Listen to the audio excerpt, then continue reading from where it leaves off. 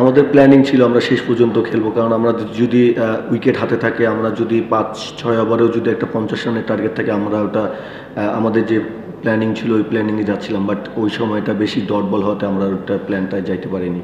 আর রাকিনের বিষয়টা আসলে ও অনেক সিক, ও জ্বর আসছে, এই জন্য আসতে পারেনি। আমাদের 5-6 দিনের একটা ব্রেক আছে, সো আমার মনে হয় আমাদের এর মধ্যে আমরা ভালো প্ল্যানিং করতে পারবো। আমরা কি ভুল করছি এই ম্যাচে সেইগুলো যদি আমরা শুধরে আবার আসতে পারি, আমাদের জন্য এটা প্লাস পয়েন্ট।